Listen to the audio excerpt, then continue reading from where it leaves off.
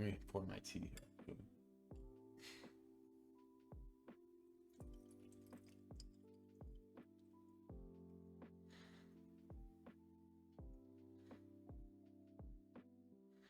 I think this is going to be the last one that I read, and then I'm going to see if I can find those videos and pull up another one of those to react to, and we'll cap off things that way, I think.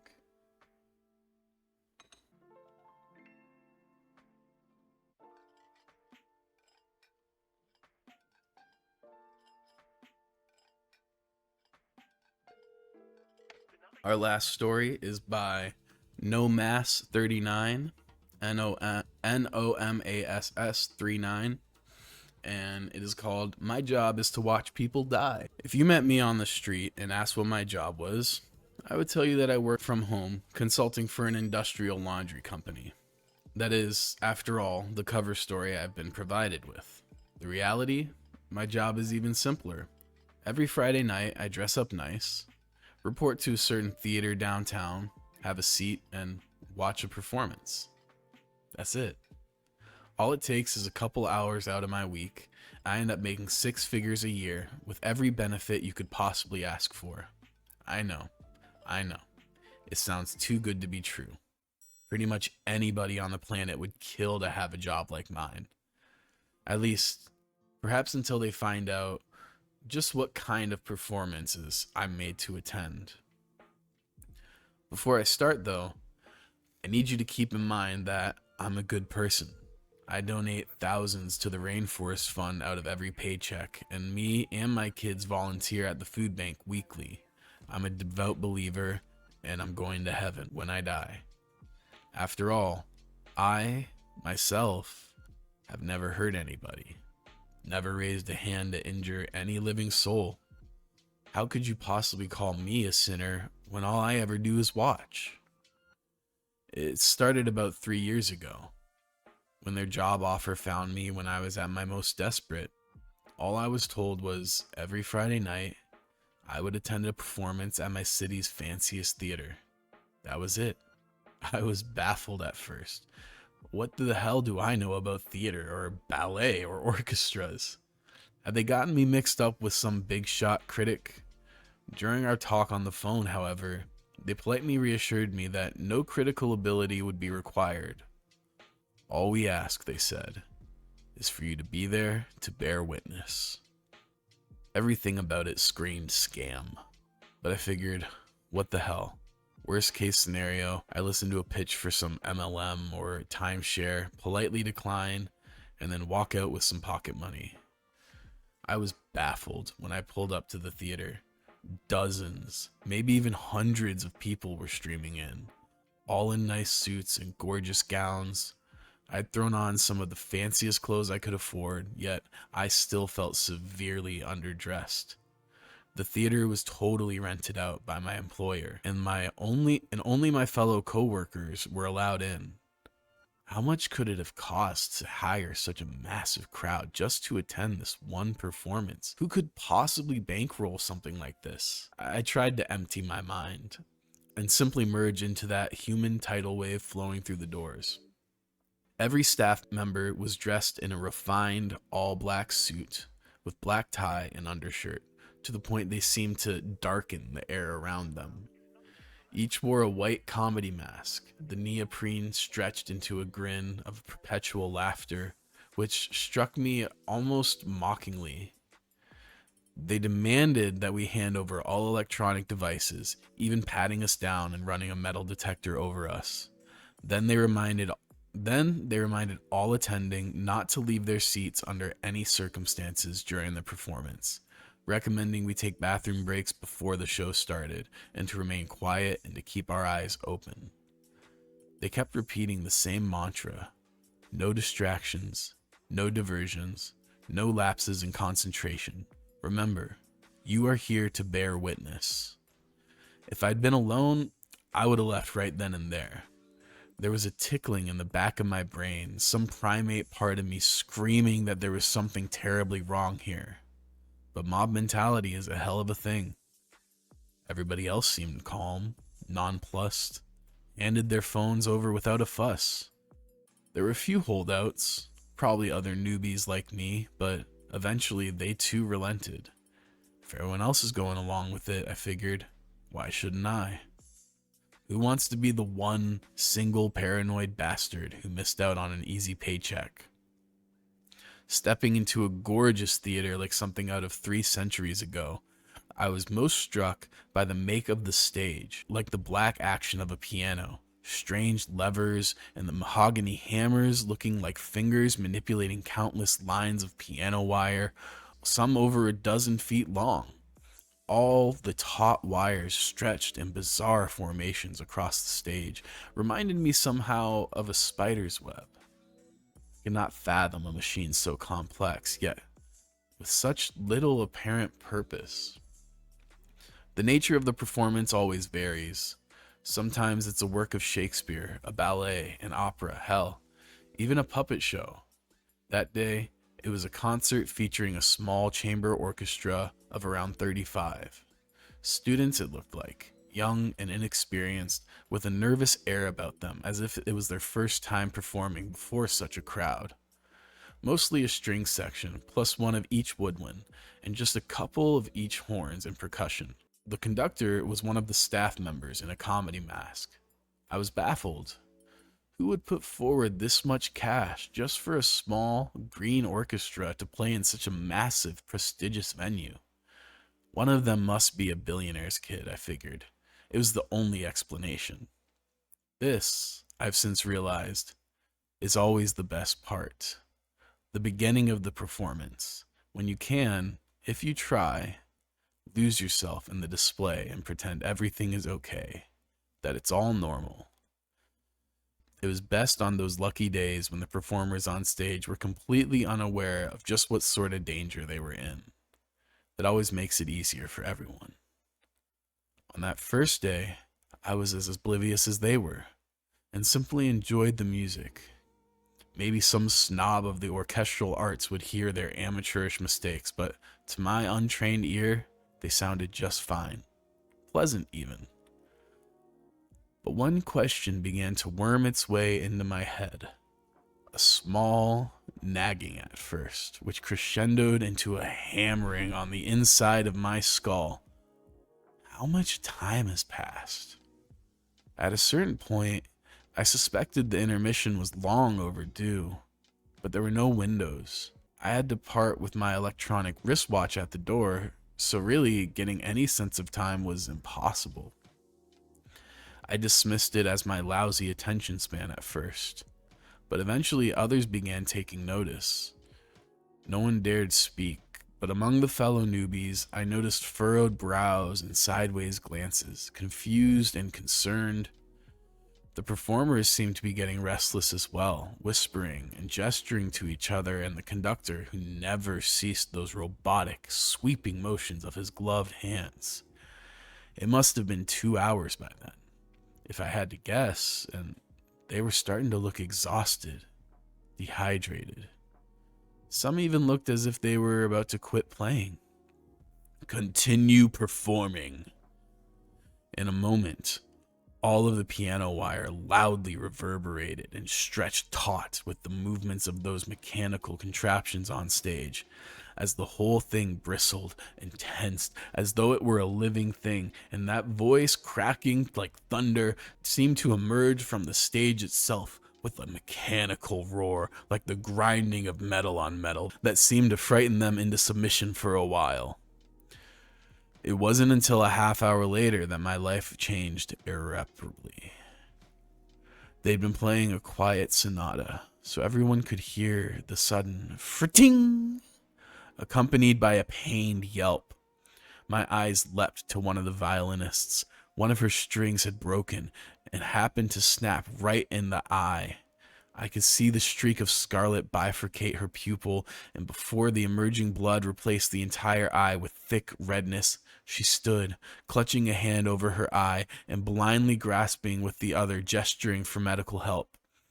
And as she did so, that strange lattice of levers and hammers and pulleys all roared and clacked to life like a bear trap being sprung. The machine's efficacy was just as sudden. just as brutal. Those clockwork edifices moved like a pair of robotic arms, aiming a wire for her neck as if trying to garrote her, but they moved at such speed that the wire seemed to pass through her like she wasn't even there. For a moment, she seemed fine, unaffected, as if nothing had happened at all. Then, things began to fall off her.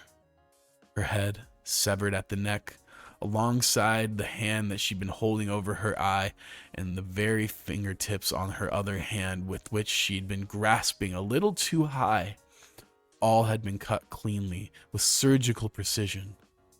Time seemed to slow as they all went clattering wetly to the floor, and the girl's body soon followed, as if it took a few moments for gravity to set in, or perhaps for her body to realize she was dead.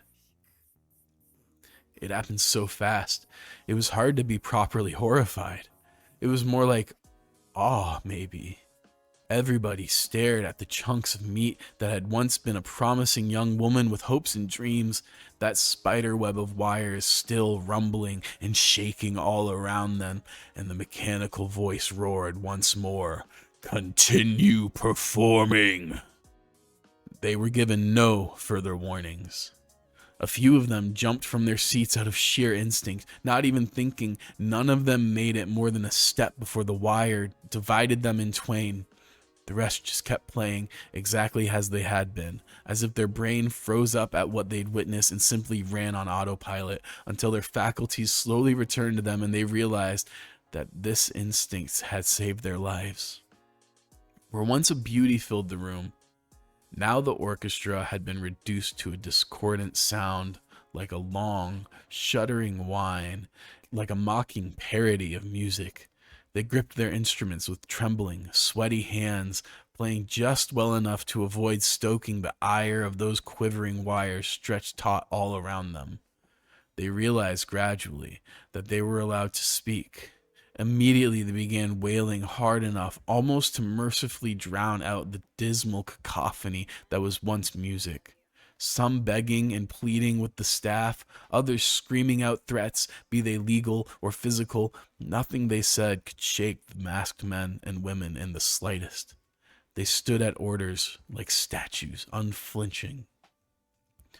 Realizing this, they turned their attention to us, a wall of red, weepy-eyed, scanning the crowd for any hint of mercy, begging us to band together against the staff, calling us all sick bastards for just sitting there and watching them die. A blonde woman on violin had the most genius and cruel strategy of all. She merely began telling us about herself, everything she could think of, poured out in between sniffles and tears. My name is Vera Hayes. That's my husband over there." She gestured to a dark-haired man on drums.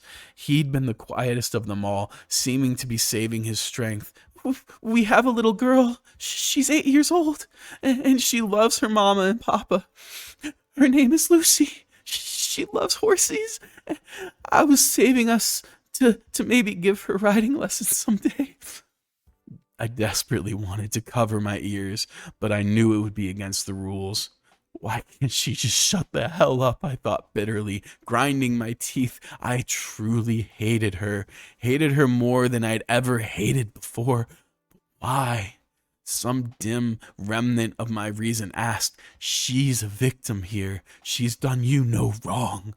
But I realized I hated her because she kept reminding me she was human. Reminded me of what I was doing to her, what we all were doing to her, sitting here in complicity. And it almost worked too. I almost resolved to save her. But then came the boom of a gunshot from far behind me. The shot had come from one of the tragedians standing amid the upper gallery, and I was certain I almost made the mistake of looking back. Instead, I kept my eyes locked forward and merely imagined who it was that just had their brains splattered across their seat. Had they snuck a phone in and tried calling 911? Had they tried making a break for it? Or maybe they just couldn't take it anymore and they made a fatal decision to look away from the horror. I tried to distract myself by studying the impossible mechanism animating the blood-soaked piano wire. I couldn't figure it out.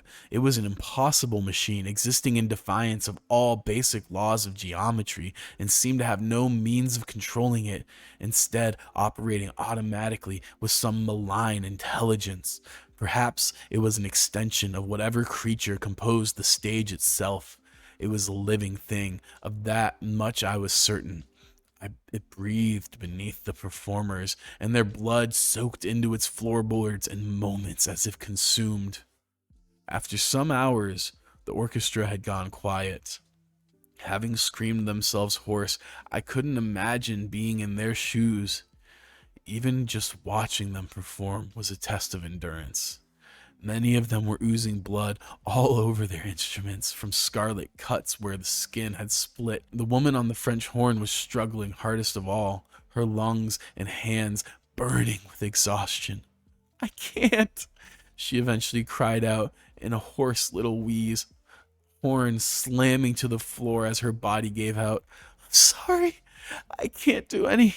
A wire passed through flesh in an instant, and suddenly she had no mouth to speak, no eyes to see, no mind to think with. All of it lay splattered upon the stage, which sated itself upon the spilled vitriol. Another gunshot. I quivered in my seat, sweat beading on my forehead from the terror. Somebody in the audience had looked away, and I realized I had just been about to do the same thing, had the sudden sound not knocked me out of my stupor. Most of the performers went in similar ways over the next few hours, either making mistakes or their bodies giving out. As monstrous as it may sound, I was quietly praying for them to get it over with. They were dead the moment they walked on stage. Why drag it out for all these hours, just for the inevitable to happen anyway? I recognize now that it's almost impossible to make that choice, to simply give in and accept death in defiance of all our natural instincts. But the auditorium now reeked from audience members voiding their bowels, and the damn woman next to me just wouldn't stop crying, wouldn't stop at all. Vera and her husband lasted the longest of all, because they had each other. Over a dozen hours had passed, maybe even two. They were still playing a little duet in perfect sync. Despite everything, by now they were simply talking to each other as if nothing was wrong, as if they weren't even watched. "Baby, when we get out of here, I'm going to take you to Martha's Vineyard. I know I've been saying that for so long, but God, I wasted so much money on that stupid fucking motorcycle," he said. "Lucy's gonna love it." Vera chuckled. "I don't know. It might be boring for a little girl. Isn't it all a bunch of old people up there?" He laughed weakly. "Oh, maybe in town, but you know her. Once you get her in the water, you can't get her back out. She's a natural born swimmer, I swear. Think we'll see her in the Olympics someday?" It was surreal to watch. Like I was peeking in on a private conversation a couple was having in their own home, but I could tell both of them were trying to maintain some illusion of normalcy, anything to keep themselves psychologically intact as the hours pass. Even as they tried to smile and laugh, there was a quiver in their tone, a desperation, a fear of what might happen if there was a single break in the conversation. A lot of what they said was too personal to relay here. They went into old regrets, past mistakes, resolved every argument they had ever had and all their years together. It was like they wanted to make sure they said everything they had to say before it came to an end. I think I owe them at least their privacy. But the husband was slowly deteriorating. He'd moved too quick, caught the cymbal with his hand, leaving a wide gash along his palm that was gushing blood at a terrifying rate. Now he was getting woozier and woozier, swaying dizzily, his eyes unfocusing, his speech becoming slurred, and his playing sloppy. Vera desperately tried to keep him focused. "Talk to me, baby. Think of the beach. Lucy's gonna love the seashells. She'll pick her favorite and put it on the little stand in her room with all her trophies." She rambled on, but by the end, all he could manage was half-hearted grunts of affirmation. He was leaning in his seat, and then his drumstick went flying out of his hand, sending a cloud of pink mist through the air along its path, and yet he kept going through the motions of playing as if he didn't even notice. Then a sudden clarity formed in his eyes, and he stared at his empty hand in disbelief. And then the piano wire was tensing and strumming all around him, and then in an instant, he was up from his seat, racing toward us. He knew it was over. He just wanted to strike out at the world if he could. One last act of defiance. He even locked eyes with me, and I'll never forget the look on his face. "Why are you watching this? You sick bastards! You sick, twisted..." He threw his remaining drumstick, and the trajectory would have delivered it right to me, but the piano wires lacerated it in midair, slicing into it from 100 different directions until it disappeared into a cloud of sawdust. And then they did the same to him. Vera didn't scream or sob. She just tensed and let out the tiniest little gasp, like when you're at the doctor's and you know the shot is inevitable, but it still stings anyway. And then she was all alone. She looked at us like she wanted to speak, wanted to say something, to express what was happening inside her. But what's left to say? She'd spent almost a full day screaming herself hoarse with every combination of words she could think of. None of it helped. None of it meant anything. Instead, she expressed herself through music. She began to play the most mournful, sobering solo I had ever heard. One I knew she was making up as she went along. One with which she communicated those parts of herself that words could not encompass. She stared us all down, eyes red and bloodshot, making eye contact individually as if to remind us that we were not a shapeless mass, that we were all individually responsible. I only barely remember the sound of it now, as if I had heard it in a dream, and yet even now, the memory tears at my heart. She performed for what felt like an eternity, and then in the end, she slowly, calmly set down her violin, stood up, and took a bow. And then she was unmade.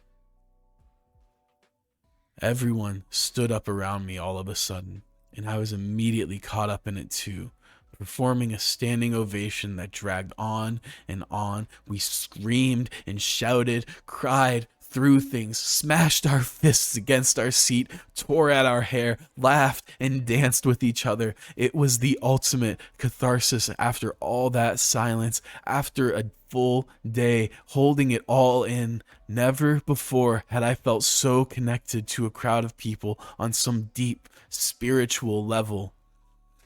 We marched out of the theater, stumbling like a procession of ghouls with blank faces and tired eyes. The staff were as polite as ever, thanking us for attending the performance and hoping that we enjoyed the show. Some were dragging the bodies of shot audience members out of the theater. As I finally emerged into the outside world, I was stunned to find it was still the same night I had entered. At least 20 hours had passed inside the theater. I was sure of it. But for the outside world, only 2 hours had passed. Exactly the duration listed on the job offer. I had never been explicitly told not to reveal what I'd seen there, and now I knew why. Nobody believed me. Or worse, maybe they were covering it up. I swear to God, the police dispatcher laughed at me over the phone. I swore I'd never go back. I'd been part of something evil, something unfathomable, and it would haunt me forever. The next year was one of constant desperation, debt climbing as job opportunities declined at equal rates. I held out for about a year, but eventually I gave in. And to my horror, the next performance was easier now that I knew what to expect. And then the next was easier still, and the next. The performance is always different, but the end is always the same. I have to remind myself that I'm not culpable for what they're doing there. All I do is watch. We watch people die every day. In the news and online, people suffering horrible fates, often in places our own countries help to destabilize. How are my actions any different, really? We all have to accept that terrible things happen in this world. All we can do about them is either look away or look the horror right in the eye. Is choosing to look away more moral, or is it only more cowardly? Besides, wouldn't it be worse for them if there wasn't any audience? If they had to die there in the dark alone, no one seeing, no one caring, no one remembering. After all, someone has to bear witness.